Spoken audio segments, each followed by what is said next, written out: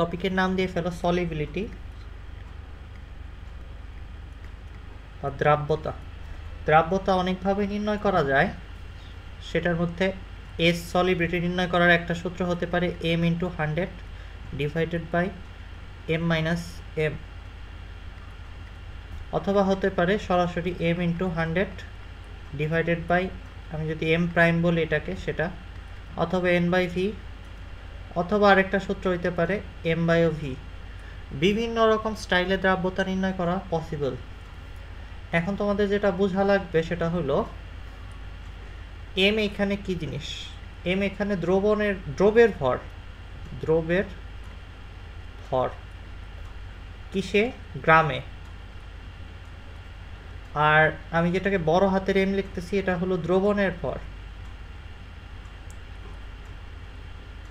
কিসে? এটাও গ্রামে।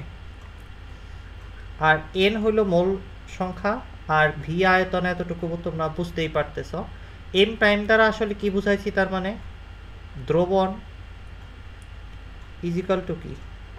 দ্রব প্লাস দ্রাবক। দ্রাবক চিনার উপায় হলো তুমি দেখবা যেটা পরিমাণে বেশি আছে সেটা দ্রাবক, আর পরিমাণে যেটা কম ওইটা দ্রব। যদি 100 কেজি চিনের মধ্যে 2 ফোঁটা পানি বলে কি পানি, তখন দ্রব হয়ে যাবে। সো পানি সবসময় দ্রাবক হবে, এই কথাটা ভুল কথা। সলিবিলিটি নির্ণয় করার এই 3টা মেথড বলতে পারো, এটা একই সূত্র এইখানে। তার মানে m প্রাইম আসলে কি? এটার থেকে এটা বিয়োগ করলে কি থাকে বলো তো আমাকে? দ্রবণের থেকে দ্রবের ভর বাদ দিয়ে দিলে থাকবে কিসের ভর? দ্রাবকের ভর, তাই না? মানে দ্রাবকের সাপেক্ষে কতখানি দ্রব আছে সেটা সলিবিলিটিতে বা দ্রাব্যতা আমরা নির্ণয় করতেছি। এটা একই জিনিসই আয়তনের সাপেক্ষে নির্ণয় করা হচ্ছে কত মোল আছে, আর এটা আয়তনের সাপেক্ষে কত ভর আছে সেটা নির্ণয় করা হচ্ছে। বিভিন্ন এককে তোমার দ্রাব্যতা বের করতেই বলতে পারে। অবজেক্টিভের মধ্যে তুমি বিভিন্ন এককে হয়তো দেখলা, এটা দেখলা পার্সেন্টেজে আসবে, এটা দেখলা মোল পার লিটারে আসবে, এটা গ্রাম পার লিটারে আসবে। তোমার বুঝতে হবে যে কোন সূত্রটা ইউজ করে অবজেক্টিভটা করা হয়েছে, তাহলে তুমি আসলে এক্সাক্ট অ্যান্সারটা সঠিকভাবে বুঝতে পারবা।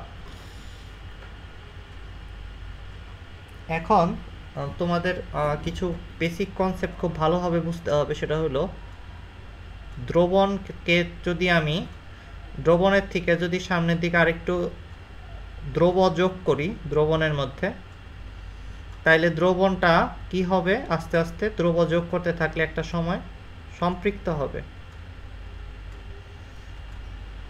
আমি দ্রবণকে এখন লিখলাম সম্পৃক্ত দ্রবণ।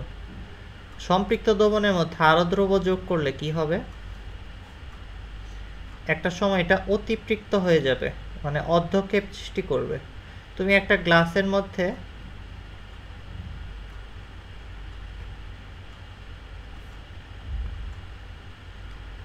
কিছু শরবত নিলা, তারপর চিনি বাড়াতে বাড়াতে এমন পর্যায়ে আসলো যে চিনি আর পানিতে দ্রবীভূত হচ্ছে না, চিনি নিচে অর্ধক্ষেপ পরিণত হচ্ছে। ওইটাকে বলা হচ্ছে অতিপৃক্ত দ্রবণ।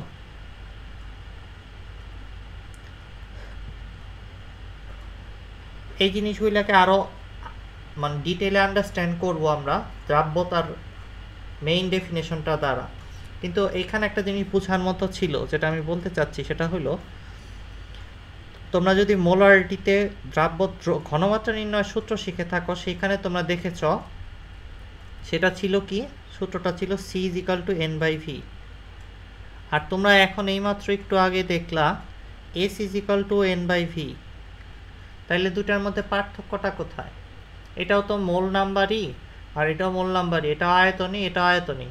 তাহলে কোনটা দুইটার মধ্যে পার্থক্যটা কোথায়? তাই তোমাকে যদি জিজ্ঞেস করা হয় বা কোনোদিন অঙ্কর মধ্যে প্যাচ লাগিয়ে দিয়ে জিজ্ঞেস করে যে দ্রাব্যতা নির্ণয় করো আর মোলারিটি নির্ণয় করো, দুইটাই নির্ণয় করতে দেয়, এটা ঘনমাত্রা আর এটা দ্রাব্যতা, দুইটার মধ্যে পার্থক্যটা কোথায় কেউ বলতে পারবা তোমরা? ভাইয়া দ্রাব্যতা হচ্ছে সম্পৃক্ত দ্রবণ, আর মোলারিটি বা ঘনমাত্রা হচ্ছে যে কোনো মানে দ্রবণের ক্ষেত্রে। খুব ভালো করেই সঠিক অ্যান্সারটা দিতে পারছো। এটা হলো অ্যানি সলিউশন, মানে দ্রবণে যা আছে সেটার ভরের উপরে বসাই দেব, সেটার মোল সংখ্যার উপর বসাই দেব। এই এনে আসলে আছে, দ্রবণে যা আছে সেটাই আমরা বসাই দেব। দ্রবণে বেশি থাকতে পারে, কমও থাকতে পারে, সেটার উপর কিছু নির্ভর করে না। আর এটার উপরে মানে আমার একটা ভিডিও ছিল ইউটিউবে, যারা দেখছো তাদের এটা পারার কথা। আর নট এনি সলিউশন, এটা হলো কিছু কি দ্রবণের জন্য, সম্পৃক্ত দ্রবণের জন্য কি বলবো, স্যাচুরেটেড সলিউশন। ব্যাপারটা হইলো অনেকটা, এই এন হইলো খেতে পারে কতখানি। আমি সবসময় উদাহরণ দিই, ধরো একটা মানুষ আছে, সেই মানুষটা সামথিং খেতে পারে হইলো 2টা মুরগির টুকরা, মুরগির রান আর কি, 2টা মুরগির রান খেতে পারে। এখন তাকে একটা প্লেটের মধ্যে 1টা রান দেওয়া হয়েছে, তাইলে 1 ডিভাইডেড বাই তার পেটের আয়তন, এটাই হবে দ্রবণটার ঘনমাত্রা সি এটা। কিন্তু ও কতখানি টোটাল খাইতে পারতো, ওর ক্যাপাসিটিটা কি, সেটা আসলে বোঝা যাবে দ্রাব্যতা দ্বারা। সে 2টা খাইতে পারতো, তাই 2টা ইন্টু পেট হবে, পেটের আয়তন হবে সলিউশনের দ্রাব্যতা। এটা যদি বাড়তো, যদি ওকে আমরা খেতে দিতাম 1টার পরিবর্তে 5টা, তাতেও সমস্যা নেই, 5 ডিভাইডেড বাই পেটই হয়তো সি ঘনমাত্রা। কিন্তু এইটা কিন্তু তাই বলে 5 হয়ে যেত না, এটার মধ্যে কোনো চেঞ্জ তুমি পাবা না,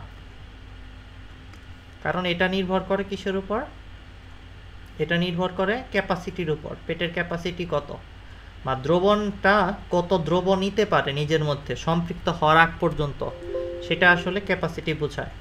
সো এই জিনিস দুইটা আমরা বুঝে যাওয়ার পরে আমরা এখন সামনের দিকে আগাই। 2টা পার্থক্য যদি বুঝে যায় থাকি, তাইলে আমরা এতটুকু বুঝতেছি যে কোনো দ্রবণের মধ্যে যদি আমি দেখি যে সি এর মানটা বেশি আছে এস এর থেকে, তাইলে কি বোঝা যাবে, দ্রবণটা কি অসম্পৃক্ত দ্রবণ। এটা কিন্তু অসম্পৃক্ত দ্রবণ বলা যেতে পারে,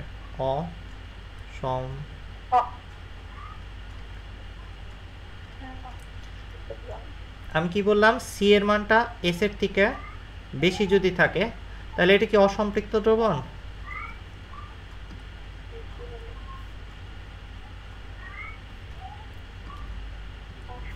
সি বুঝায়, অসম্পৃক্ত দ্রবণ, সি বুঝায় আছে কতখানি, এই তো এবার ভুল বললা, সি বুঝায় আছে কতখানি, মানে বিয়ে বাড়িতে তোমার কতখানি খাবার দিছে, আর এস হইল তুমি কতখানি খাইতে পারো।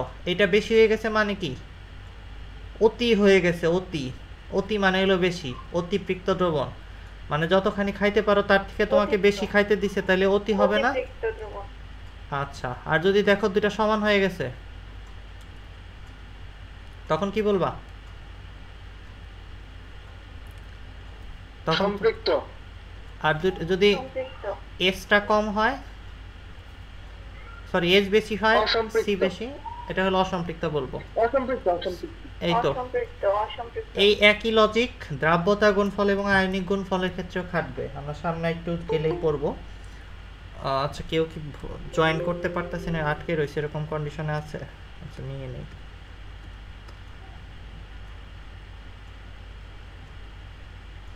আচ্ছা, এরপরে দেখো আমাদের এটুকু যদি আমরা বুঝে যায় থাকি, তাহলে কিছু গুরুত্বপূর্ণ অবজেক্টিভের রেজাল্ট বোঝার জন্য আমাদের কিছু কনসেপ্ট ভালো মতো জানতে হবে। সেটা হলো তরলে গ্যাসের দ্রাব্যতা, তরলে গ্যাসের দ্রাব্যতা। তরলে গ্যাসের দ্রাব্যতা বোঝার জন্য আমাদের খুব পপুলার মেকানিজম আছে, সেটা হইলো তরলে আমরা গ্যাস দ্রবীভূত থাকতে দেখি হইলো কোকাকোলার বোতলে, উইস্কি, বিয়ার, মানে শ্যাম্পেন, এগুলোর বোতলের ভিতরে তরলের সাথে গ্যাস মিশানো থাকে। তুমি যখন কোকাকোলা, পেপসি বা কিছু খুলো, তখন ওই গ্যাসগুলো বের হয়ে আসতে দেখো তুমি। আচ্ছা, তুমি বোতল খোলা মাত্রই গ্যাসগুলো বের হয়ে আসে, তার মানেটা কি কেউ বলতে পারো? দ্রাব্যতা কি কমছে না বাড়ছে? এতে দ্রাব্যতা কমছে, এক্স্যাক্টলি। তার মানে যদি আমরা চাপ কমালে, গ্যাসের মুখা খুলে দেওয়া মানে চাপ কমালে, চাপ কমালে কি হয়েছে, দ্রাব্যতাটা কমে যাচ্ছে। গ্যাসের গ্যাসের দ্রাব্যতা কিসের, তরলের ভিতর দ্রাব্যতা চাপ কমাইলে কি হয়, কমে আসে, এই কারণে তারা বের হয়ে যাচ্ছে। আবার চাপ বাড়াইলে কি বলবো, বেড়ে যাবে। আর তখন ওটা সুন্দর করে ভিতরে থাকে, ওই গ্যাসের সাথে দ্রবীভূত হয়ে থাকে। আচ্ছা, এবার আমি তৃতীয় প্রশ্ন করতেছি, তাপ বাড়াবো, তাপ কমায় আগে, তাপ কমালে কি হয় বলো তো, এটা ভালো থাকে না খারাপ থাকে? ফ্রিজে রাখলে কি গ্যাসটা ভিতরে থাকে না উড়ে যায় বেশি? থাকে। তার মানে দ্রাব্যতা কি হয়, থেকে যায়। বাড়ে। আর তাপ যদি বাড়িয়ে দাও, গরমের মধ্যে নিয়ে যাও, ঝাঁকাঝাঁকি করো, তাহলে কি হয়, কমে যাবে। তাহলে গ্যাস বের হয়ে যায়, তার মানে দ্রাব্যতা অনেক কমে যায়। Good, very good. এই চারটা লজিক মনে রেখো, এখান থেকে কিন্তু প্রশ্ন আসে।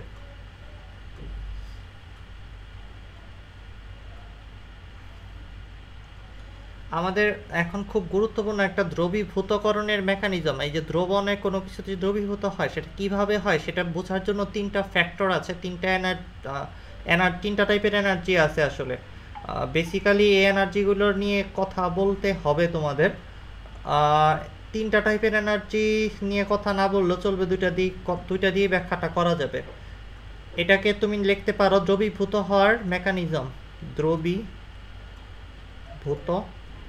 হওয়ার, বানামটা মনে হয় দিঘিকার ও শিকারে ভুল হয়েছে, এটা সমস্যা নেই। দ্রবীভূত হওয়ার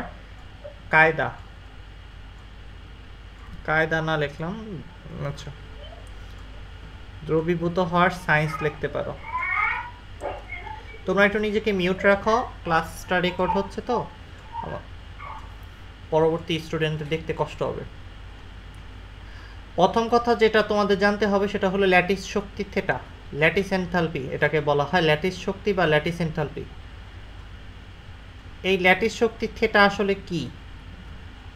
যদি তোমাকে বলা হয় এরকম এ আর বি একটা যৌগ, এই এক মোল যৌগ থেকে এ আর বিকে তুমি যদি আলাদা করতে চাও, আয়ন আকারে এভাবে আলাদা করে ফেলো, তাইলে তোমার যে শক্তি দিতে হবে সেই শক্তিটাকে, সেই পরিমাণ শক্তিটাকে বলা হচ্ছে ল্যাটিস এনথালপি বা ল্যাটিস শক্তি। এখন এটার উল্টা কথাটাও সঠিক। এ আর বি যদি একসাথে আবদ্ধ হয়ে মিলে গিয়ে এ বি তৈরি করে, তাইলে পরিবেশে যে শক্তি ছেড়ে দেবে সেটাও আসলে ল্যাটিস শক্তির সমান শক্তি ছেড়ে দেবে। তো এখানে খুব গুরুত্বপূর্ণ একটা কথা আছে, কেমিস্ট্রির সব ধরনের ব্যাখ্যা করতে এই কথাটা খুব ব্যাপকভাবে খাটে। সেটা হইল, বিয়ে করলে আমরা মানুষদের খাওয়াই, মানে শক্তি ছেড়ে দেই, আর বিয়ে ভাঙলে আমাদের উল্টাটা করতে হয় বলতে পারো। ডিভোর্সের জন্য উকিল চলে আসে, অনেক ধরনের ঘটনা ঘটে। সো ব্যাপারটা অনেকটা এরকম, যদি এ আর বি দুইটা মিলে নতুন কিছু তৈরি করে, তার মানে বিবাহ বন্ধনে আবদ্ধ হচ্ছে, তাহলে তারা বাইরের শক্তি ছেড়ে দেবে। এই যে এ বি নিজের মধ্যে শক্তি কম রাখে আর বাইরের শক্তি ছেড়ে দেয়, তার মানে পদার্থ যখনই কোনো ক্যালাস ফর্ম করে তখন আমরা বলবো সে বাইরের শক্তি ছেড়ে দিচ্ছে। আর যখনই তুমি তাদেরকে ভাঙতে চাবা, তাইলে একটা বাইরে থেকে শক্তি প্রয়োগ করে তাদের ডিভোর্স করাইতে হবে, উকিল লাগবে, তাই না? তার মানে এখানে শক্তি দিতে হবে, এখানে থেটা দিতে হবে, আর এখান থেকে থেটা বের হবে, তুমি গেলে খাবার পাবা আর কি। সো দুইভাবে ল্যাটিস শক্তিকে সংজ্ঞায়িত করতে পারো, বাট জিনিসটা কি এতটুকুই বুঝো, এটা ভাঙতে বা গড়তে শক্তির পরিবর্তনটাই বলতেছি আমরা ল্যাটিস এনথালপি বা ল্যাটিস শক্তি। এরপরে যে কথাটা জানতে হবে সেটা হলো ইএইচ, এটাকে বলে হাইড্রেশন এনথালপি। হাইড্রেশন মানে হলো পানির সাথে মিলে যাওয়া বা পানির সাথে বন্ধনে আবদ্ধ হওয়া।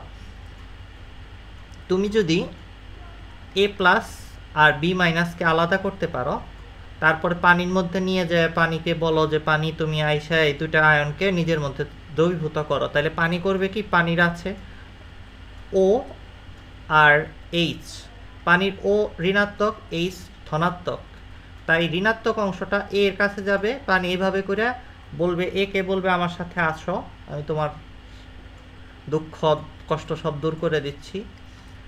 আর এই পাশে পানি আবার বি এর কাছে যাবে অন্যভাবে, বি এর কাছে পানির এই অংশটা যায় বলবে যে আসো বি, তুমি যেহেতু মাইনাস আধান, আমার কাছে প্লাস আধান আছে, তোমার দুঃখ কষ্ট সব দূর করে দিচ্ছি। পানির মাইনাস অংশ এ প্লাসের সাথে আর পানির প্লাস অংশ বি মাইনাসের সাথে যুক্ত হয়ে এরা দুইটা এক ধরনের বন্ধনে গঠিত হইল। আমরা একটু আগে শিখছি বন্ধন গঠিত হইলে সেখানে শক্তি কি হয়, বলো বলো। ছেড়ে দেয়। সে শক্তি ছেড়ে দেয়, তার মানে এইখানেও একটু শক্তি তৈরি হচ্ছে, ওইখানে একটু শক্তি তৈরি হচ্ছে। এটাকে বলতে পারো এই যে যেখানে তুমি এ প্লাসের এই জায়গাটায় হচ্ছে, এটাকে বলা হয় ক্যাটায়নিক হাইড্রেশন এনথালপি বা ক্যাটায়নের hydration enthalpy, cationic hydration enthalpy. EH মানে এনার্জি ফর হাইড্রেশন, আর এটাকে বলা হয় অ্যানায়নিক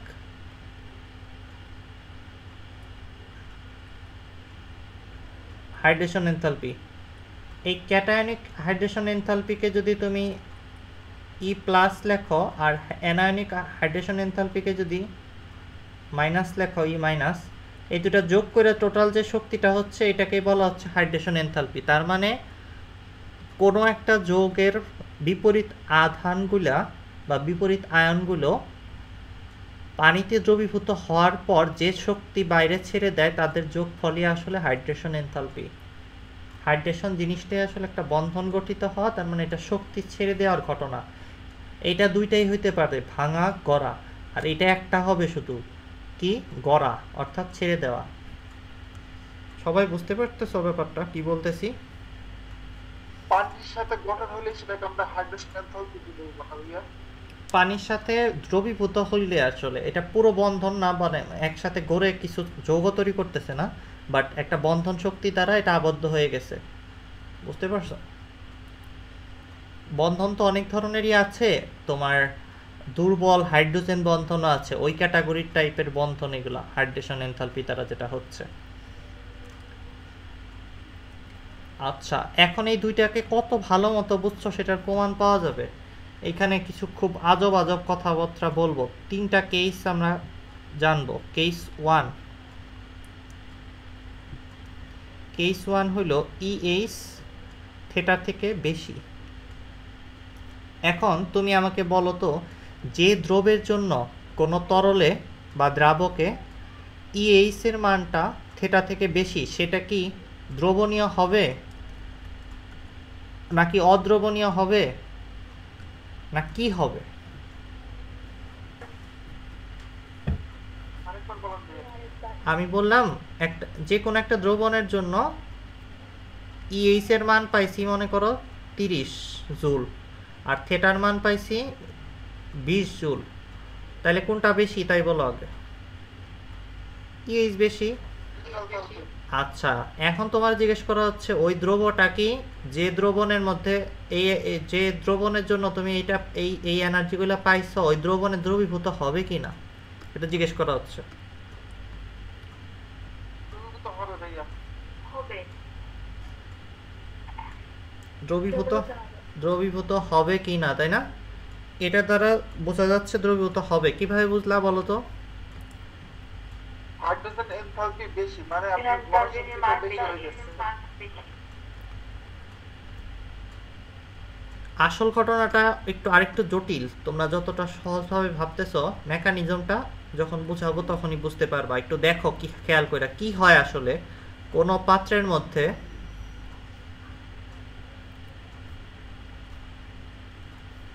আমি কিছু পানি নেই, আমি একটা দ্রব নিলাম, একটা ধরো এইটা আমার দ্রব, এটা একটা চিনির টুকরা বা কিছু একটা। প্রথমে কোথা থেকে এই জিনিসটা দ্রবীভূত হওয়া শুরু করবে? প্রথম কেসে যেটা হবে সেটা কি জানো?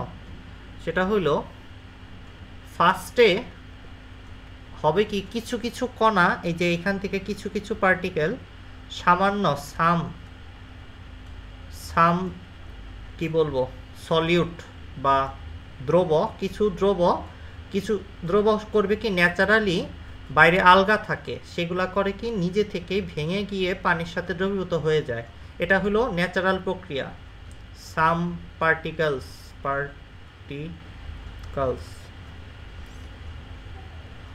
ভাইয়া ন্যাচারালি, হ্যাঁ একটু পরে প্রশ্নটা করো, একটু পরে। সাম পার্টিকেল ন্যাচারালি দ্রবীভূত হয়। তাইলে কি হইল, দ্রবীভূত হওয়া মাত্রই সেখানে একটা বন্ধন ফর্ম হইল। তার মানে এই যে ঘটনাটা ঘটবে, এখানে যেটা ঘটতেছে, এতে কি হবে, থেটা তৈরি হবে, থেটা বাড়বে।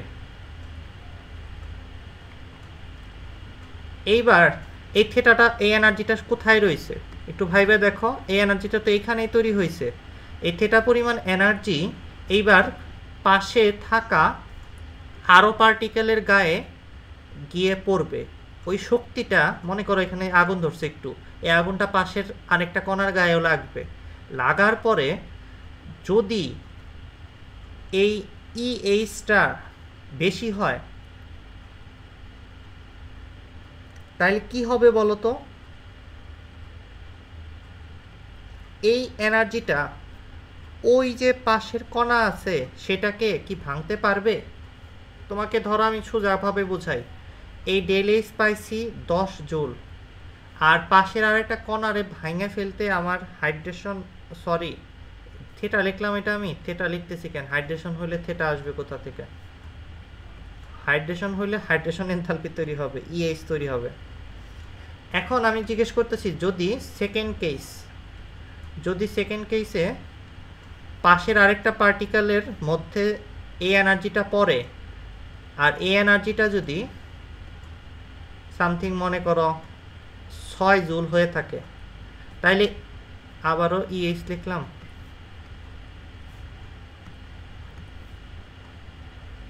ল্যাটিস এনথালপিটা যদি 6 জুল হয়ে থাকে আর হাইড্রেশন এনথালপি যেটা আমরা পাইছি সেটা 10 জুল হয়ে থাকে, তাহলে এই 10 জুল পাশের পার্টিকেলটারে কি করবে বলো তো, ভাইঙ্গা ফেলবে। এক্স্যাক্টলি। তার মানে এ বি থেকে আবার কি ফর্ম করবে, এ প্লাস আর বি মাইনাস ফর্ম করবে। এইভাবে করে আবার থার্ড স্টেপে কি হবে, প্রথম স্টেপে যা হয়েছিল তাই, কিন্তু এটা ন্যাচারালি হবে না, এইবার অটোমেটিকলি কাজটা চলতে থাকবে। এইভাবে একটা চেইন রিঅ্যাকশনের দ্বারা এই পুরো প্রক্রিয়াটা চলতে থাকবে, আর চিনির টুকরাটা দ্রবীভূত হওয়া শুরু করবে। এই কারণে আমরা বলতেছি এটা দ্রবণীয়। এই ফার্স্ট কেসটা যদি বুঝে যায় থাকি, সেকেন্ড কেসটা আমরা একটু বোঝার চেষ্টা করি। কেস 2, কেস 2তে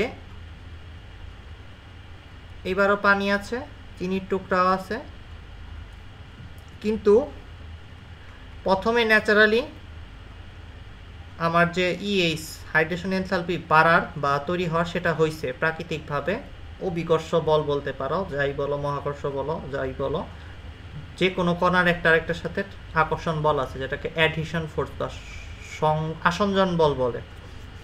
সেকেন্ড কেসে কি হবে, এই এনার্জিটা দেখবে যে সেটা কি আসলে বেশি হয়েছে কিনা, কিন্তু যদি দেখা যায় যে না, ল্যাটিস শক্তি এটার থেকে বেশি, তাহলে এই শক্তিটা মনে করো 10 জুল, আর থেটা এর মান মনে করো 20 জুল, তাহলে 20 জুল পাবে না বইলা পাশের কোনো পার্টিকেল আর ভাঙবেই না। থার্ড স্টেপে আর যাওয়ার দরকার নেই, এখানে অদ্রবণীয় হয়ে যাবে। তাহলে কেস 2তে আমরা কি বুঝলাম, থেটা এইচ যদি ছোট হয় এটা থেকে, তাহলে অদ্রবণীয়। কেস 3 চিন্তা করো, যদি এই দুটা সমান হয়ে যায় তাহলে কি হবে বলতে পারবা কেউ?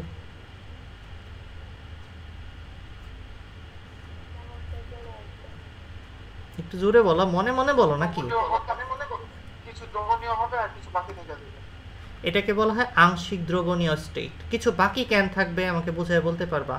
ব্যাখ্যা করো ভাইয়া। ওইটার মানে আপনার ল্যাটিস এনথালপি আর এটা মানে আপনার হাইড্রেশন এনথালপি, এই দুইটা আর কি সমান সমান হয়ে যাবে, যার কারণে আর ভাঙতে পারবেন ওইটাকে। কেন সমান হইলে তো ভাঙারই কথা, কথাটা বুঝছো কি কইলাম? এই শক্তিটা মনে করো 10 জুল, এই শক্তিটাও 10 জুল। তো 10 জুল পাইলে তো এটা ভাঙা যাবে, এমন তো না যে 10 জুলের বেশি লাগবে, তাহলে তো ল্যাটিস এনথালপির সূত্রই ভুল, সংজ্ঞাই ভুল। আমি কি ঠিক বলতেছি কথাটা?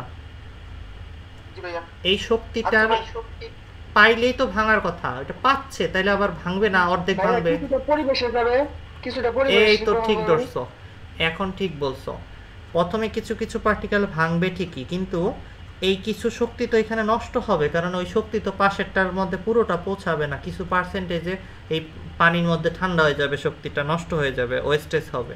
সো ফার্স্ট স্টেজে ন্যাচারালি কিছু থেটা তৈরি হবে, সেই থেটা দিয়ে সেকেন্ড স্টেজে কিছু কিছু পার্টিকেল ভাঙবে, কিছু কিছু ভাঙবে না, সাম পার্সেন্টেজ উইল ডিজলভ। এটা হলো কেস 3। এই ব্যাখ্যাগুলো খুবই দরকার তোমাদের মাথায় থাকা, কারণ এগুলা থেকে অবজেক্টিভে অনেক প্রশ্ন আসবে, এবং যখন বুয়েটে প্রশ্ন করে তখন ডেপ থেকে এই ধরনের প্রশ্ন দিয়ে তোমাকে পেঁচে পেঁচে অনেক ধরনের অঙ্ক করতে নিয়ে যেতে পারে। তোমার বুঝতে হবে যে ওইটা কম, এটা বেশি, এটা দিয়ে অনেক ধরনের অঙ্ক ডিজাইন করা যেতে পারে। আচ্ছা, আমরা অত্যন্ত গুরুত্বপূর্ণ টপিকের দিকে চলে আসছি, সেটা হলো দ্রাব্যতা গুণফল আর আয়নিক গুণফল। তো বেসিক কথাটা আগে বলে নেই, আয়নিক। আচ্ছা, আমি নতুন টপিকে যাওয়ার আগে কি যেন প্রশ্ন করতে চাইছিলা, বলো। ভাইয়া ক্লাসটা কি পরে দেখা যাবে আবার কিছু না বুঝলে? হ্যাঁ, কিন্তু তুমি এখনই প্রশ্ন করতে পারো কিছু না বুঝলে। এখন না বুঝলে তো প্রশ্ন করব, পরে আবার যদি ভুলে যাই তখন। এত সুযোগ পাবা না, অ্যাডমিশনের সময় সবকিছু পড়ার জন্য এত বেশি সময় পাবা না। কি বুঝলা? তাই এখনই নোট করে ফেলো, বুঝতে পারছি। এখনই নোট করে ফেলো। তুমি আবার এই 1 ঘন্টা পরে এই ক্লাস দেখবা, সেই সুযোগ কোথায়? আচ্ছা ভাইয়া।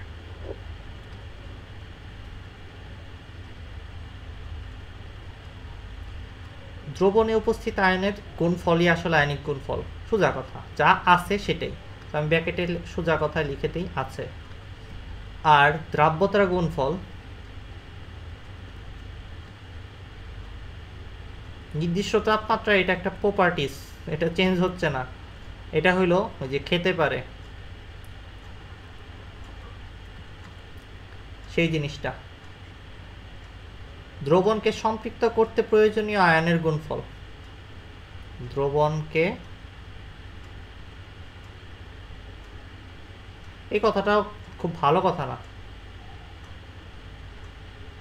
দ্রবণকে সম্পৃক্ত করতে যদি বলি, তাইলে আবার তুমি করবা কি, যোগ বিয়োগ করা শুরু করবা, তা করলে হবে না।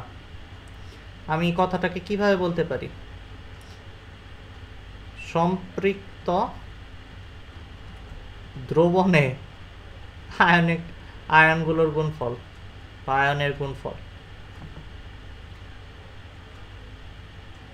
এতে তুমি এখন বুঝতেছো যে সম্পৃক্ত করব, খাওয়াই খাওয়াই পানির মধ্যে চিনি ঢেলে ঢেলে, তারপর সম্পৃক্ত হয়ে যাওয়ার পর আয়নগুলোরে গুণ করে আয়নিক গুণফল বের করব। এটার জন্য তোমাদের জন্য প্রথমত এটা কিভাবে বড় করে জাস্ট আমি একটু ফাস্ট দেখাচ্ছি। যদি এরকম যৌগ থাকে তাহলে তুমি এইভাবে তো জেনারেলি ভাঙা থাকো, তারপরে এইখানে লিখবা -s। -s মানে হলো এখান থেকে দ্রবীভূত হয়ে যাচ্ছে, আর এটা 2s আর এটা হলো 3s। আমি এগুলা দেখে দেখে এগুলারে লিখতেছি, আর কিছুই না। এরপরে আমি যে কথাটা লিখবো সেটা হলো দ্রাব্যতার গুণফলের ধ্রুবকটাকে লেখা হয় KP, product of solubility. K SP লেখে, সলিবিলিটি প্রোডাক্ট এসপি লিখবো। কেএসপি ইজ ইকাল টু আমরা লিখবো সরাসরি A3 এইটা ইন্টু B⁻2 - 3, আর নিচে এটার ঘনমাত্রা আসলে কত মনে রাখবা, এটা একটা সলিড স্টেটে আছে, মানে এটা সলিড অথবা তরলের ঘনমাত্রা 1 ধরে আমরা হিসাব করি। এটারও রিজন আছে, আমি এটা বেসিক কথাবার্তা এখন বলতে চাচ্ছি না। এই জিনিসটা কোথা থেকে আসছে, এটা বেসিক্যালি আমার A2 আর B3-র ঘনমাত্রায়। ঘনমাত্রা। আচ্ছা, এই জিনিসটাকে কেন দ্রাব্যতা গুণফল বলে? এটার মধ্যে এমন কি আছে, আমরা গুণ করতেছি উৎপাদ ডিভাইডেড বাই কি বিক্রিয়ক, তাই তো? এই ঘনমাত্রাগুলোকে এভাবে গুণ করতেছি, তাতে এটা সলিবিলিটি প্রোডাক্ট বা কেএসপি কিভাবে হলো কেউ বলতে পারবা?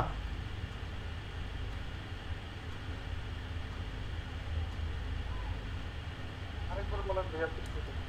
আমি বলতে চাচ্ছি দ্রাব্যতা গুণফল, তো আমরা বুঝলাম আয়নগুলার গুণফল। এই যে আয়নগুলার যে ঘনমাত্রা আছে সেগুলারে গুণ করে করে এখানে বসাই দিলে কাজ হয়ে যাবে।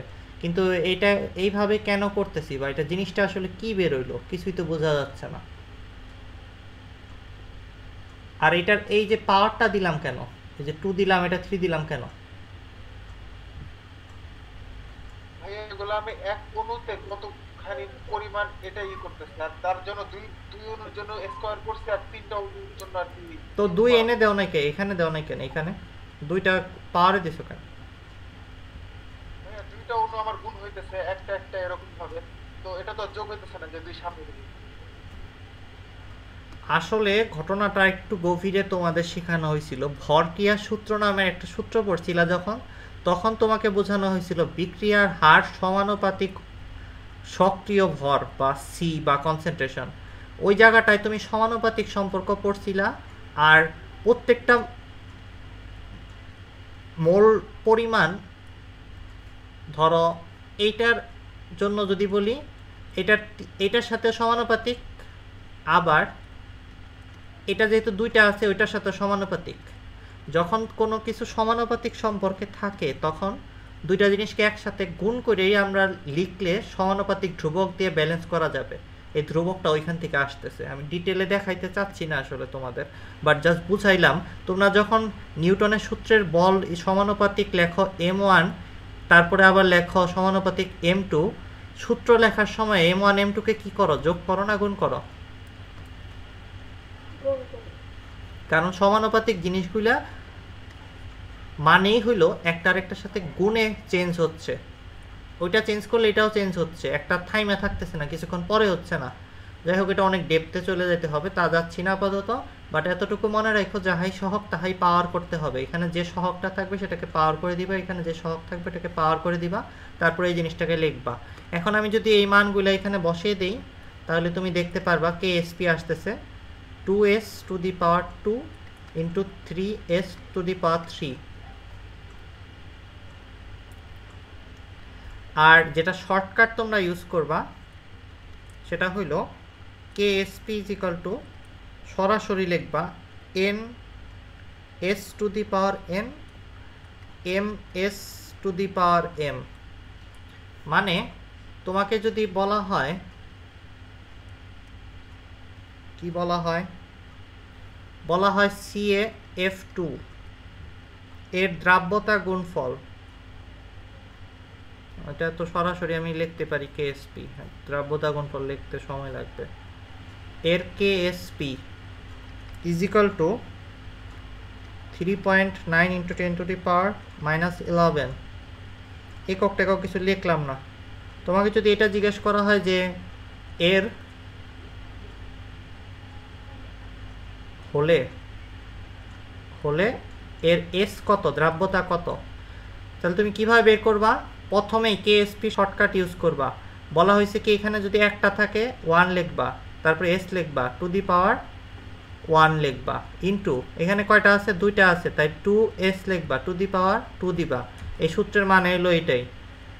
এই সূত্রটা আমি তোমার এ এন বি এম এর জন্য দেখাইছিলাম। এন এর মান আছে 1 বসাইছি, এম এর মান আছে 2 বসাইছি। বুঝছো? ক্লিয়ার সবাই? শর্টকাটটা আমরা এখন ইউজ করে দ্রুত এই কেএসপির মান যেহেতু বলাই রয়েছে এটা, তো এইখান থেকে সলভ করে এস এর মানটা কুইকলি বের করে ফেলবো। সামথিং কিছু একটা আসবে, মানটা তোমরা একটু বের করে দেখো, আমি এখন আর বের করতেছি না।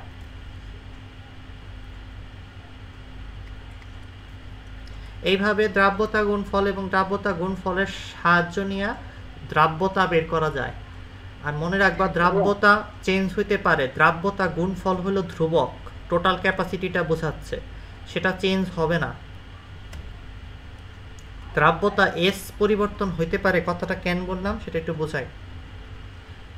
দ্রাব্যতা চেঞ্জ হইতে পারে মানে হইল কোনো একটা দ্রব্যের দ্রাব্যতা চেঞ্জ হইতে পারে, দ্রাবকের ক্যাপাসিটি চেঞ্জ হবে না। মানে অনেকটা বলতে পারো তুমি কতখানি খাইতে পারো সেটা কখনো চেঞ্জ হবে না, কিন্তু তুমি ধরো 5টা ফ্রাইড চিকেন ফ্রাই এর লেগ খাইতে পারতা, কিন্তু তোমার আমি আগেই 10টা রসগোল্লা খাওয়াই নিয়ে আসছি, তাহলে তুমি দেখবা আজকে একটা মাত্র চিকেন ফ্রাই খাইতে পারবা। এই যে ক্যাপাসিটিটা তোমার কমে গেল, সেটা কিন্তু চিকেন খাওয়ার ক্যাপাসিটি কমে গেল, তার মানে তোমার পেটের ক্যাপাসিটি কমে গেছে তা না। তাই অনেকেই মনে করে দ্রাব্যতা পরিবর্তন হইতে পারে বলে মনে হয় দ্রাবকের ক্যাপাসিটিতে চেঞ্জ আসতেছে, তা না। এইখানে বেসিক্যালি যেটা হচ্ছে সেটা হলো দ্রাব্যতা গুণফল কেএসপি ধ্রুবই থাকতেছে নির্দিষ্ট তাপমাত্রার সাপেক্ষে, কিন্তু এস চেঞ্জ হইতে পারে। এস চেঞ্জ করার উপায় হবে যদি, যে আমি বললাম তোমাকে যদি অন্য একটা খাবার খাওয়িয়ে যদি তোমাকে তোমার পেটের ওই চাহিদাটা পূরণ করে দিতে পারি। এই জিনিসটাকে দ্রাব্যতার জগতে কি নাম দ্বারা প্রকাশ করা হয় তোমরা জানো কি? সমআয়ন প্রভাব।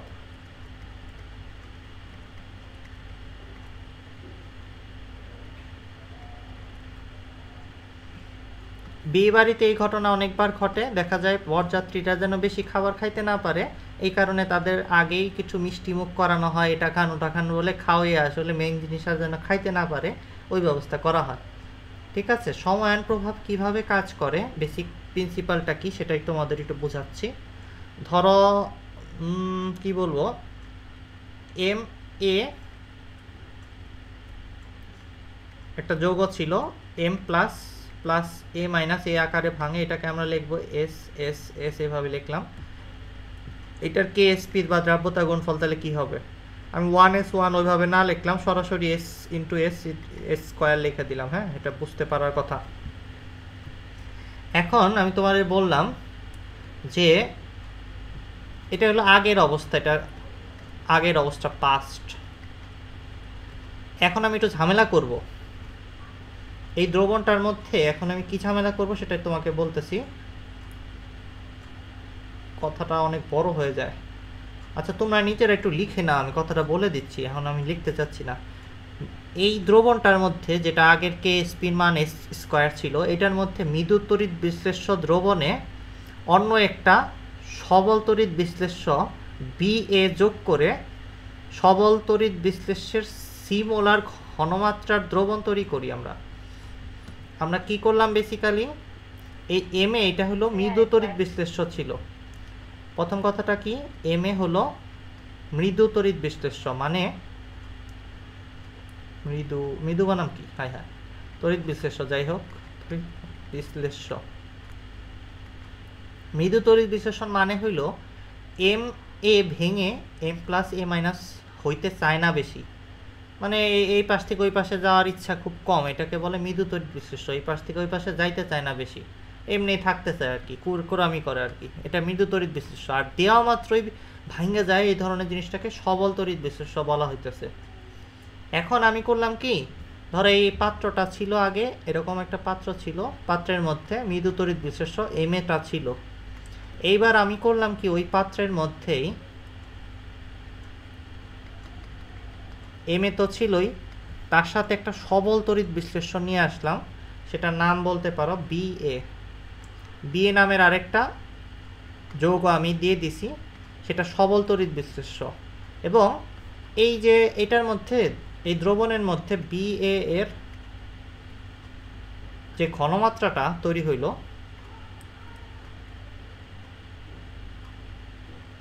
সেটা আমি মেপে দেখলাম সি ঘনমাত্রা হয়েছে।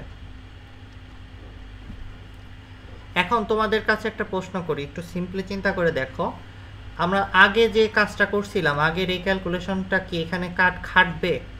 অ্যান্সার হলো হ্যাঁ খাটবে, কোনো সমস্যা নাই, কিন্তু একটা ঝামেলা আছে, তোমাদের এখনই বুঝতে পারবা। আমি একটু নেক্সট পেজে চলে যাচ্ছি। নতুন যে পাত্রটা নিয়েছি আমি, সেটার মধ্যে কিন্তু দুইটা জিনিসই আছে আমার, কি আছে এম এ আর কি জানো না আমার একটা বিএ। দিয়ে এবার খেয়াল করে দেখো এম এ কে যখন আমি ভাঙবো তখন M A plus R A minus এভাবে তৈরি হবে, আর বিএ কে যখন আমি ভাঙবো তখনও বিএ প্লাস এ মাইনাস তৈরি হবে। কমন কোনো আয়ন দেখতে পাচ্ছ দুইজনের মধ্যে? হ্যাঁ ভাইয়া এ এটাই মাইনাস। শুধু প্রভাব। এ দেখা যাচ্ছে কমন আয়ন। আচ্ছা, কমন আয়ন আবার কি প্রভাব ফেলতেছে একটু বোঝার চেষ্টা করো। এখানে দ্রাবকটা যেটা ছিল তার তো ক্যাপাসিটি বাড়ে নাই, সে এইবার করবো কি, সে এইবার ওই যে বললাম না তার খিদের জন্য একটা কিছু দরকার ছিল, তো খাসির মাংস পাশের বাসার থেকে দেইক আর তোমার বান্ধবীর বিয়েতে দেইক, তাতে তো কিছু আসে যায় না, একটা জায়গার থেকে খাইলেই তো হয়, তাই না? পানি করছে কি এ এইখান থেকে কিছু খাই ফেলছে ওইখান থেকে, আর তাইলে কি বেশি খাইতে পারবো এখন? আগে যে পরিমাণ খাইতে পারতেছিল পারবো না। না, তার মানে এইবার দ্রাব্যতা চেঞ্জ হয়ে যাবে। আমি এইবার আগের বার যে দ্রাব্যতাটাকে এস লিখেছিলাম এইবার ওই দ্রাব্যতাকে লিখতেছি এস প্রাইম, কারণ দ্রাব্যতা চেঞ্জ হয়ে গেছে। এত আর এই এই দ্রবের দ্রাব্যতাটা কমে গেছে এবার, কারণ অন্যটায় আসাতে এই একই আয়নের যোগান দিয়ে দিতেছে বিএ নিজেই, আর বিএটা একটু সবল। একটু খেয়াল করো এখানে সবল দুর্বল কথাটা কেন আসলো, মৃদু তড়িৎ বিশ্লেষ্য আর বিএটা সবল তড়িৎ বিশ্লেষ্য। বিএটা হলো ফাস্ট কুইক বা সবল বলতে পারো, সবল। এটা সবল হওয়ার কারণে আসলে ও দ্রাব্যতাটাকে জোর করে কমে দেওয়া যাবে। বলতে পারো যে বিয়ে বাড়ির রান্না ছেড়ে ও পাশে এসে আরেকজনের রান্না কেন খাবে, তা তো খাওয়ার কথা না, কিন্তু খাইছে কারণ এটা টেস্ট হয়েছিল বেশি, এই কারণে হইলো খাইছে, মানে এটা সবল ছিল, মানে বেশি টেস্টি জিনিস ছিল তাই পানি ওটারে খাই ফেলছে, আর বিয়ে বাড়িতে যায় এখন কম খাইতে পারতেছে। ব্যাপারটা কি ক্লিয়ার সবার কাছে? জি। আর এই দ্রবণের মধ্যে বি এর জিনিসটার ঘনমাত্রা তো আমি বলছি সি, সো সি এই পাশে দাও ওই পাশে দাও, সরাসরি সি দিলাম কারণ হইলো এখানে এটা সবল তড়িৎ বিশ্লেষ্য, এটার মধ্যে যা আছে ওই পরিমাণই দ্রবীভূত হয়ে বসে রয়েছে, আমাদের কোনো মানে কি বলে সামনের দিকে চিন্তা করার কিছু নাই যে ওইটা এস নাকি সি, এস আর সির মধ্যে কোনো পার্থক্য নাই এখন, মানে ঘনমাত্রা দ্রাব্যতা সেম হয়ে গেছে বি এর জন্য। আচ্ছা, এখন আমি যেটা বলতে চাচ্ছি সেটা হলো এখন যদি কেএসপি বের করতে চাই, দ্রাব্যতা গুণফল বের করতে চাই, দ্রাব্যতা গুণফল আর এটা দ্রাব্যতা দুইটার মধ্যে পার্থক্যটা কোথায়? এটা হলো এলিমেন্ট ওয়াইজ চেঞ্জ হচ্ছে, মানে মানুষের খাবারের খাবারটা কে রান্না করছে বাবুর্চি অনুযায়ী চেঞ্জ হচ্ছে। আর কেএসপি এটা কিন্তু দ্রবণের বৈশিষ্ট্য, এস প্রাইম এটা হলো এম এর বৈশিষ্ট্য, আর কেএসপি এটা হলো দ্রবণের বৈশিষ্ট্য। দ্রবণের বৈশিষ্ট্য কিন্তু চেঞ্জ হবে না, দ্রবণ কিন্তু চিন্তা করে যে ওভারঅল কেমনে করে পেট ভরলো, দ্রবণ কাঠ থেকে খাইলো তাতে কিচ্ছু আসে যায় না, কোন দোকান থেকে আসছে জিনিস ওতে কিছুই ওর আসে যায় না। তার মানে কি এখন কেএসপি যদি আমরা বের করতে চাই তাহলে আমাদের নিতে হবে এস প্রাইম ইন্টু, তোমাদেরকে ওইভাবে লিখে দেখানো দরকার আছে এই জিনিসটা আবারও, মানে এই যে এই জায়গায় যেটা লিখছিলাম, সরি এখানে তো লিখি নাই, তো লেখার মনে হয় না দরকার আছে, মানে আমি বলতে চাচ্ছি তোমাদেরকে এইভাবে লেখার দরকার আছে এম প্রাইম ইন্টু এ মাইনাস তারপর ডিভাইডেড বাই 1, সেটা বলতেছি আর কি। ওটা একবার দেখাইছি তো মনে হয়, কোথায় যেন দেখাইলাম, এই যে পাঁচকে দেখাচ্ছি। সেটা আর দেখানোর দরকার নাই, আমরা একটু সামনে আগাই যাই। তার মানে আমি এখন জাস্ট এম এর জন্য দ্রাব্যতা নেব, এর জন্য দ্রাব্যতা নেব, এই দুইটাকে মিলায়, কারণ কোথা থেকে খাইছে তাতে তো কিছু আসে যায় না, এই দুইটা মিলে কত হয় এস প্রাইম আর সি মিলে এস প্রাইম প্লাস সি হয়। আচ্ছা, এখানে সাবধান থাকবা, এমন যদি কোনো যৌগ থাকে যেটার মধ্যে এই জিনিসটা 2 আছে, এখানে 2 আছে, তাহলে 2c যোগ হবে, ভুল করো না কিন্তু, কথাটা কি বলছি খেয়াল করছো? যেভাবে ভাঙছে ওইভাবেই যোগ করা লাগবে, এছাড়া কিছুতেই মিলাতে পারবা না। আচ্ছা, এখন আর কি দুইটার কেএসপি কিন্তু সেম, এটাও ক্যাপাসিটিটাই এটাও ক্যাপাসিটিটাই, তার মানে তুমি এই দুইটাকে এখন সমান লিখতে পারো। আগের যেটা পাস্টের যে কেএসপির মান ছিল এস স্কোয়ার, ওইটা এখন হয়ে গেছে S prime into S prime plus C. এটার মধ্যে ক্যালকুলেশনের সুবিধার্থে তুমি এস প্রাইম যে জেনারেলি খুব মৃদু তড়িৎ বিশ্লেষ্য, তো এস এর মান এমনি ছোটো, এস প্রাইম আরও ছোটো, তুমি বুঝতেই পারতেছো এস স্কোয়ার করলে এটার কিছুই থাকবে না, এই মানগুলা বাদ দিতে পারবা, S S prime square cube এগুলো সব বাদ দিতে পারবা। তার মানে আমি এখান থেকে এটাকে বাদ দিয়া, এটাকে মুছে দিয়া অঙ্ক করতে পারবো। অ্যাপ্রক্সিমেট রেজাল্ট বের করা অ্যালাও আছে। তার মানে এস স্কোয়ারের সাথে এস এর রিলেশনটা আমরা বুঝে গেছি, তাই না? নাকি বুঝো নাই?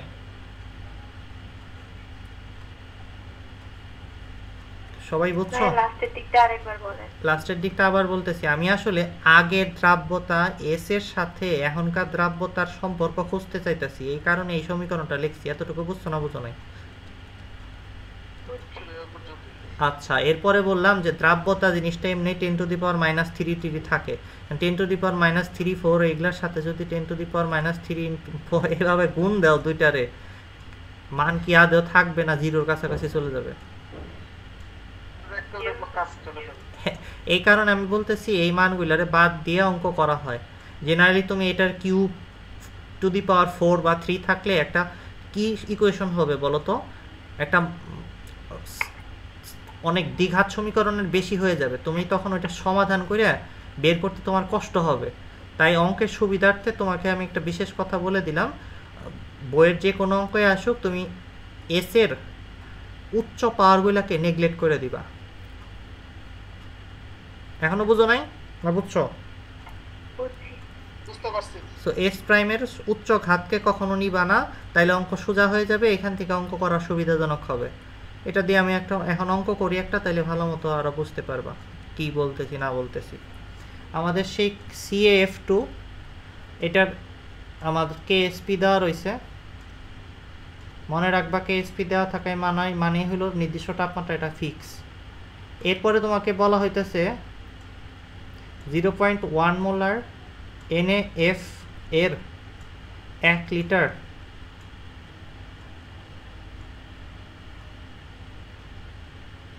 দ্রবণে CaF2 এর দ্রাব্যতা কত? প্রশ্নটা বোঝার চেষ্টা করো। এই দ্রবণে মানে হইল এটা আলাদা না, চাইলে দুইটা আলাদা বোতলের মধ্যে জিনিস নিয়ে একসাথে মিশিয়ে কিন্তু অঙ্ক দেওয়া যেত। এটা আমি এর পরের অঙ্কটাই দেখাবো। ক্লাসটা লং হয়ে যাচ্ছে, সরি, তোমাদের তো আবার ধৈর্য থাকে না। আচ্ছা, খেয়াল করো, এখন একটু পড়তে হবে, বুঝতেই পারতেছো তোমরা, একটু কষ্ট করে পড়ো। আমারও কষ্ট হচ্ছে, আমার অনেক কাজ ফেলে তোমাদের টাইম দিতে হচ্ছে, বাট এটা না পড়লে আবার পুরোটা শেষ হবে না। দেখো, যেটা বলতে চাচ্ছি এটা হলো এক পাত্রের কথা বলা হচ্ছে। এক পাত্রেই দুইটারে একসাথে মিশানোর পরে NaF এর দ্রাব্যতা কত সেটা বলে দিছে সরাসরি। তার মানে আমাদের সূত্রের যে সি সেটা সরাসরি বলে দিছে। এই অঙ্কটা করার জন্য আমার শুধু CaF2 এটাকে একটু ভাঙিয়ে লিখতে হবে, Ca plus 2F Ca2 plus এইভাবে মাইনাস লিখতে হবে, আর এখানে লিখবো S প্রাইম, সরি এটা তো আগের, যদি লিখতে চাও আগের অবস্থার মধ্যে, আগে মানে এই দ্রবণে আসার আগে যদি আমরা বলি সেই ক্ষেত্রে তো আগে ছিল S, এটা S, এটা 2S। ওইখান থেকে KSP আমরা বের করতে পারি, আমরা বের করছিলাম মনে হয় এটা একটু আগেই। সেটা আমরা কি যেন লিখছিলাম হলো S into 2S to the power 2। এইখান থেকে আমরা চাইলে S বের করতে পারি, একটু আগে এই অঙ্কটা করছি আমরা, এই যে। কিন্তু এখন যেটা করব সেটা হলো সময়ায়ন প্রভাব বিবেচনা করে করব। যখন এইটা একসাথে থাকবে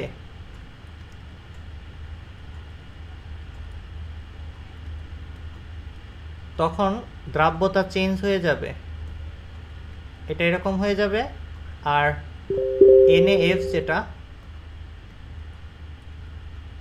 সেটা হবে কি Na প্লাস আর F মাইনাস হয়ে যাবে। দেখো সময়ায়ন আছে না, কোনটা সময়ায়ন?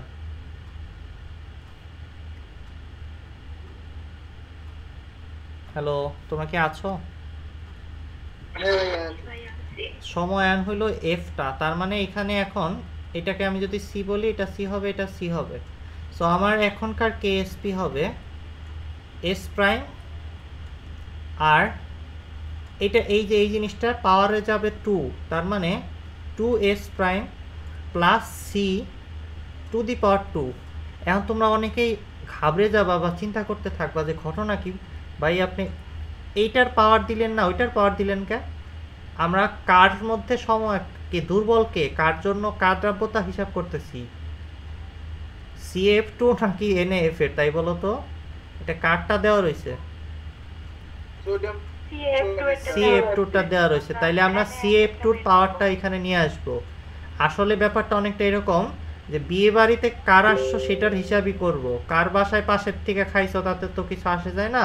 তুমি যা বন্ধুদের তো বলবা বিয়েতে এগুলা খাইছি, যদিও পাশের বাসার থেকে ধার করে আনা দিছিল, এই যে পাশের বাসার থেকে কিছু আসছে, কিন্তু যার বিয়েতে আসছো তার নামটাই বলা স্বাভাবিক, তাই না? সো ওইটাই আসলে এই ঘটনাটা ঘটতেছে। এখন একটু ভেবে দেখো এই যে টার্মটা, এটার মধ্যে কি আছে বলো তো? অনেকগুলো স্কোয়ার টার্ম আসবে না? এটা a প্লাস বি হোল স্কোয়ারের সূত্র না বাচ্চারা, বুঝতেছো? কেএসপির মান তোমার সরাসরি দেওয়া রয়েছে, তাই তোমার এস বের করার কোনো দরকার নাই আসলে এই অঙ্কের জন্য বিশেষভাবে। তুমি এখানে সরাসরি 3.9 × 10⁻⁻11 লিখতে পারো। এরপরে তুমি যদি a প্লাস বি হোল স্কোয়ারের সূত্র ফেলো, সবগুলোর মধ্যে স্কোয়ার থাকবে, শুধু 2ab তে স্কোয়ার থাকবে না। আমি কি ঠিক বলতেছি? কিন্তু 2ab দিয়েও আসলে কোনো লাভ নাই আমার, কারণ হইলো এইখানে এস দেখতে পাচ্ছ না, এটার সাথে গুণ হয়ে আবার স্কোয়ার টার্ম চলে আসবো। তার মানে এটাকে সব স্কোয়ার টার্মের উপরে টার্মগুলো বাদ দিয়ে আমি কি লিখবো জানো? আমি লিখবো S prime into C square is equal to এটা। কেমনে করলাম এই কাজটা একটু দেখিয়ে দিচ্ছি। এস প্রাইমের সাথে তো গুণ হবে আমার এই যে এই জিনিসটা, a square plus 2ab plus B square, তাই না? এস এর সাথে এটা গুণ হইলে ওটা বাদ, দরকার নেই। এটা গুণ হইলে ওইটা স্কোয়ার এসে যাবে বাদ, এইটাই শুধু থাকবে, তাই আমি লিখছি এটা। খেয়াল করছো না? বুঝো নাই? বড় মানগুলো বাদ দিয়ে দিব। বড় মানগুলো বাদ না দিলে তোমার অঙ্ক করতে খুব কষ্ট হবে, ক্যালকুলেটারে কোলাবে না। ক্যালকুলেটারে কোলাবে না মানে x⁴ এর বেশি তো তোমরা ক্যালকুলেটারে পারবাই না। আবার ঢাকা ভার্সিটিতে পরীক্ষা দিতে গেলে দেখবা ক্যালকুলেটর তো নিতেই দিবে না, সো একবারে ধরা খেয়ে যাবা। এখান থেকে এস প্রাইম বের করতে পারবো আমরা, তাই না? চাইলে এই যে CF2 এর দ্রাব্যতা কত জিজ্ঞেস করা হয়েছে, সো আমরা এটা বের করতে পারবো। এখন তোমরা অ্যান্সার লিখে নাও, 3.9 × 10⁻⁻9 এর মতো কিছু আসবে। এই সর্বশেষ একটা লাস্ট অঙ্ক করাবো, এটা অত্যন্ত বড় অঙ্ক এবং অত্যন্ত গুরুত্বপূর্ণ অঙ্ক। এটা কিভাবে তোমাদের করাবো সেটা আমি চিন্তা করতেছি, করাবো কি না সেটা আমি চিন্তা করতেছিলাম, বাট করাইতে তো হবে। খুব কষ্ট হইলেও তোমাদের এখন একটু থেকে এটা করে যেতে হবে। এই পাত্রের মধ্যে ছিল 500 ml CaOH2, যার দ্রাব্যতা ছিল S, আর আরেকটা পাত্র 500 ml NaOH,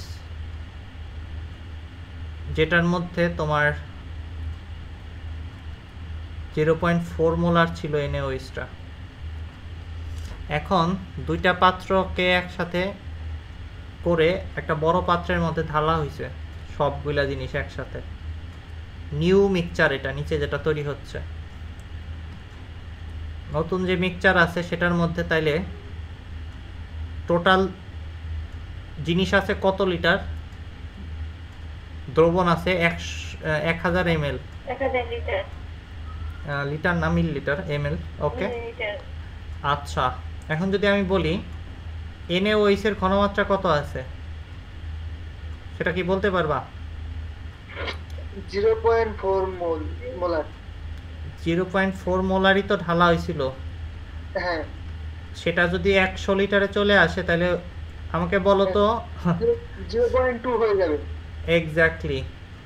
এটা কিভাবে করে? দুইটার গুণফল সেম থাকতে হয়। দুইটার গুণফল হইলো আসলে C = NV, sorry N = CV। মোল সংখ্যা চেঞ্জ হয় না, C আর V এর গুণফলটা সেম থাকতে হয়। সো আমার যে বেসিক্যালি এখানে 1000 মিলিলিটারে গেলে ওইটা কত হবে সেটা বের করার উপায় হইলো কি করতে হয় বলো তো? মানে 500 × 0.4 = C × 1000। C এর মানটা কত আসবে? 0.2 আসবে। তোমরা এই যে S1V1 S2V2 সূত্রে ফেলে এইভাবে করো মনে হয়, তাই না এই জিনিসটা? আমি যেটা হ্যাঁ ভাইয়া। করতেছি এটা হলো ইকুইভ্যালেন্স বিদ্যা ইউজ করে ডিরেক্ট করে দিচ্ছি আমি। দুইটার গুণফল সেম আসে কিনা সেটা দেখে করতেছি। তো আমরা কি করলাম আসলে, মিশ্রণের মধ্যে NaOH এর ঘনমাত্রাটা বের করে ফেললাম। কারণ এটার দরকারটা কি আমি বলি, আমি যে অঙ্কটা করতে যাচ্ছি সেটা বেসিক্যালি ওই আগের অঙ্কটার মতোই। এটার মধ্যে সমায়ন আছে OH, এটা আসলে দুর্বল, আর এটা হলো সবল তড়িৎ বিশ্লেষ্যটা। এইটার এই ঘনমাত্রাটা আমার কোনো কাজে লাগবে না, এটা আমার সি না। আমরা যে এতক্ষণ সূত্রের মধ্যে সি ইউজ করে আসতেছি, খেয়াল করছো? কই এই যে সূত্রের মধ্যে যে সি ইউজ করে আসতেছি, এই সিটা কিন্তু এই দ্রবণের মধ্যেই, আলাদা বাইরের থেকে নেই, মিশানোর পরে সি। এই কথাটা খুব গুরুত্বপূর্ণ, এটা অনেকেই বুঝে না। সি আসলে ইন মিক্সচার, দ্রবণের মধ্যে ঘনমাত্রাটা বাইরের থেকে আইনা ফেললে বাইরেরটা নেওয়া যাবে না, মানে এই দুটা মিলার পরের যে ঘনমাত্রা সেটা হলো আমার সি। তাহলে এই যে 0.2 হইলো আমার সি, সূত্রের অঙ্ক করার সময় কাজে লাগবে। এখন একটু প্রশ্নটা যদি আমি পড়তে চাই তার আগে আমি লিখে ফেলি বাকি জিনিসগুলোও আমার। আর বাকি রইল কি, এখানে আসার পর এটা তো এস থাকবে না, এটা হয়ে যাবে এস প্রাইম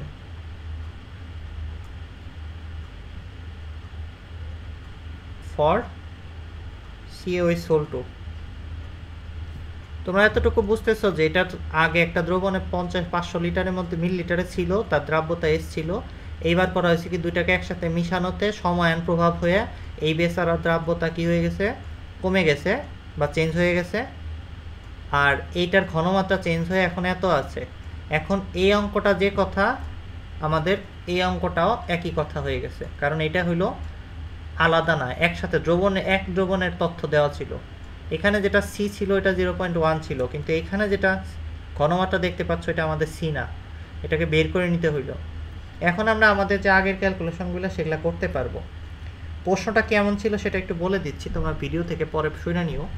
25 ডিগ্রি সেলসিয়াস তাপমাত্রায় CaOH হোল 2 এর দ্রাব্যতা গুণফল বলা রয়েছে। আমি একটু লিখি দ্রাব্যতা গুণফলটা।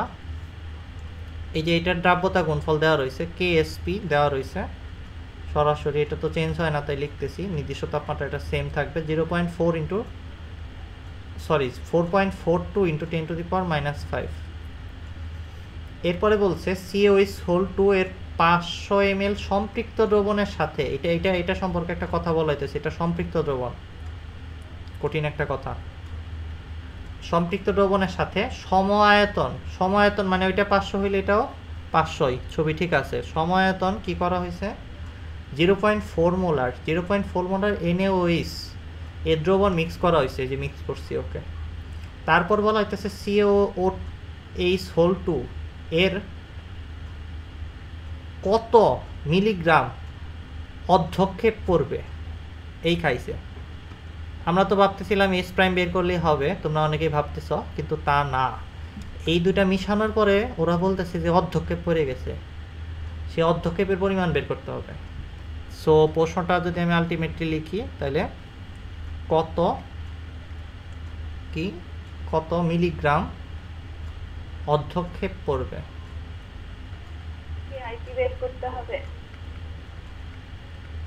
কি বের করতে হবে বললা?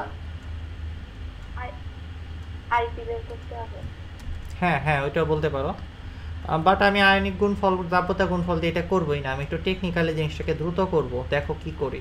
প্রথমত আমি KSP = যা দেওয়া আছে সেটা যদি লিখি, আর শর্টকাট ইউজ করে যদি আগের এসটা বের করতে চাই, শর্টকাট মানে হইল CaOH হোল 2, এটার জন্য শর্টকাট কি 2s⁻² ইউজ করে আমি দ্রুত এটা বের করে ফেললাম যে এস এর মানটা কত আসে, 227 × 10⁻³ মোল পার লিটার। এটা হলো আগের কথা, পাস্ট বলতে পারো, যখন মিশানো হয় নাই দুটার একসাথে। কিন্তু এই সময় কি ছিল বলতেছে, দ্রবণটা সম্পৃক্ত ছিল। আচ্ছা, এই এস এর মানেটা কি আমাকে বলতে পারবা? এই এস এর মানে হইল 1 লিটারে কতখানি দ্রব আছে, তাই না? সম্পৃক্ত অবস্থায় আছে মানে কি, কতখানি আছে সেটাই এখানে বোঝা যাচ্ছে। সম্পৃক্ত থাকার মানেটা কি, এটা সম্পৃক্ত থাকার মানেটা কি, এখানে এস আর সির মধ্যে কোনো পার্থক্য আছে?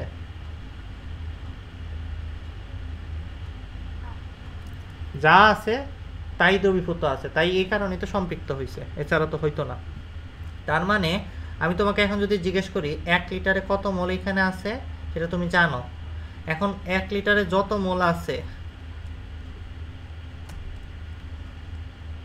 সেটাকে যদি এখানে ঢালা হয়,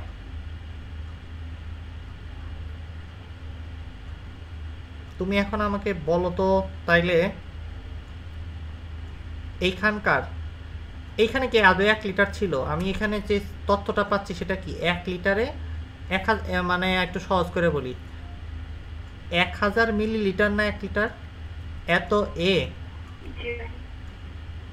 CaOH হোল 2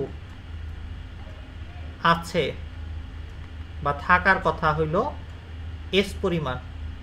আমি এই সংখ্যাটাকে এস দ্বারা লিখতেছি যে সহজভাবে বোঝার জন্য। এখন আমার কাছে এই যে পাত্রটা ছিল এটার মধ্যে কত লিটার আছে, আমার কত মিলিলিটার আছে? 1000 কি আছে আদেও? বলো তো।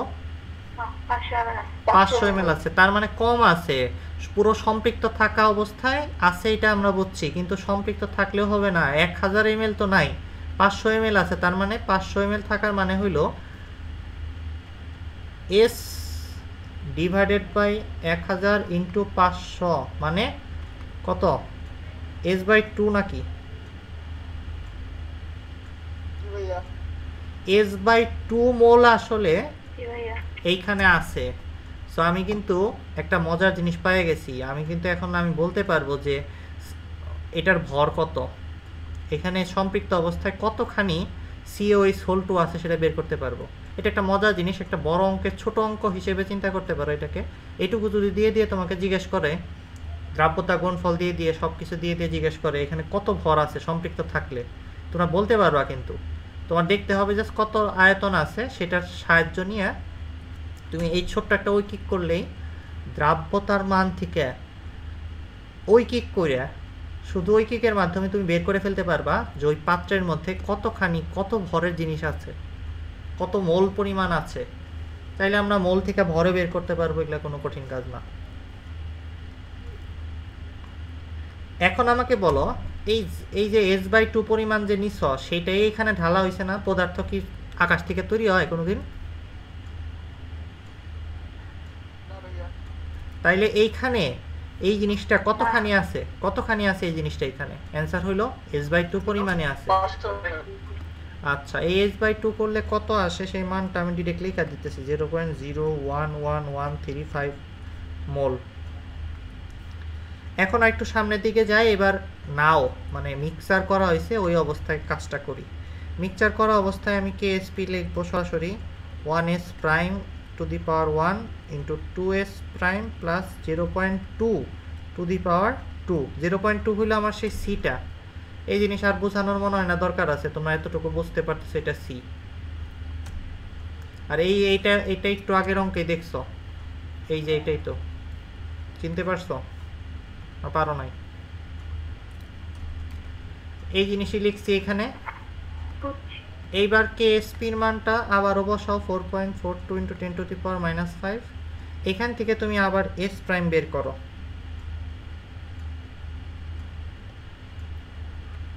এটা কি আসলে বলো তো? এটার নাম হলো পরিবর্তিত দ্রাব্যতা। এখনও আমারে বলতেছে যে যদি সম্পৃক্ত হইতো তাইলে 1 লিটারে কত মোল থাকার কথা ছিল। কোন দ্রবণটা? এই যে এটা বড় পাত্রেরটা।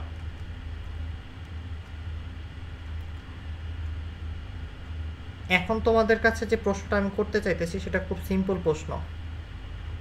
জিনিস মিস হইলো এই পরিমাণ, আর এই পাত্র তো 1000-ই আছে, তাই না? 1000 মিলিলিটারের পাত্রই আছে, তাহলে কি আর আমার ঐকিক করার দরকার আছে এখানে ঐকিক করে কিছু বের করব?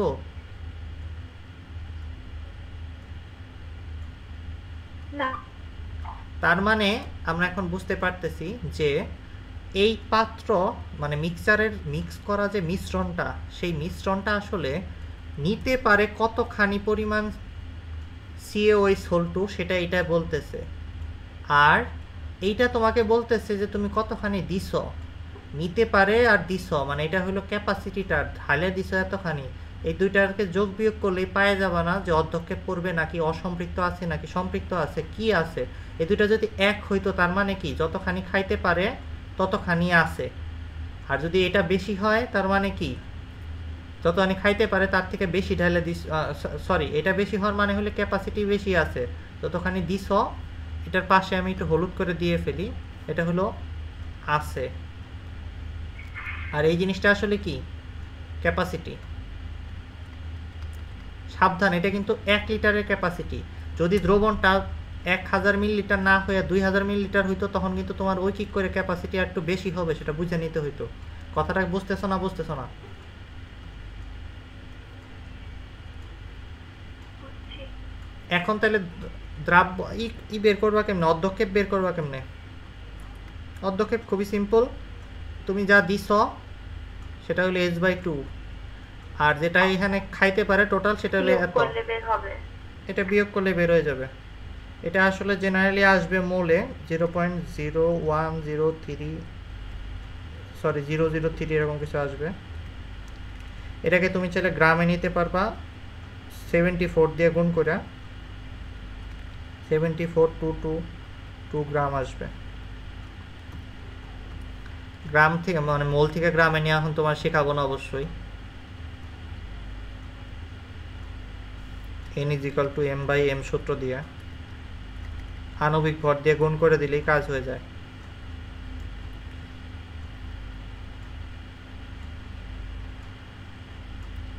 তো এইভাবে আমরা অর্ধক্ষেপ পড়বে কিনা, আরো কত মোল ঢাললে, ধরো এটা আসছে কম, এটা বেশি আসছে, তাহলে তুমি বুঝতে পারতেছো আর একটু বেশি ঢালা যাবে, আর কত মোল ঢাললে সম্পৃক্ত হবে, এই ধরনের প্রশ্ন করতে পারে। আর কত গ্রাম ঢাললে সম্পৃক্ত হবে, এই ধরনের ক্রিটিক্যাল প্রশ্ন করা যেতে পারে। এখান থেকে কিন্তু আরো 3টা প্রশ্নের উত্তর তোমরা করতে পারবা। এটা অর্ধক্ষেপ বের করতে শিখছো মানে সম্পৃক্ত করতে আরো কত লাগবে সেটাও বের করতে পারবা, তারপর এটা সম্পৃক্ত অবস্থায় আছে কিনা সেটাও চেক করতে পারবা। সব কিছু করা পসিবল এই অঙ্কটার মাধ্যমেই। সবাই কি বুঝছো তোমরা প্রশ্নটা? বুঝছি। কিন্তু এটার মধ্যে এই স্টেপটা খেয়াল রাখো যেটা করা নাই এই অঙ্কের মধ্যে, সেটা হলো এটা 1000 ছিল বলে ক্যাপাসিটিটা সরাসরি বের হয়ে গেছে, এটাই ক্যাপাসিটি।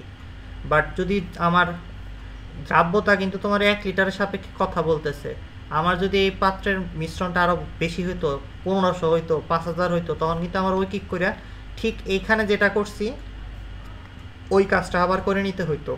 এটা বারবার বলতেছি কারণ যে প্রশ্ন আসবে সেটা তো এটা আসবে না।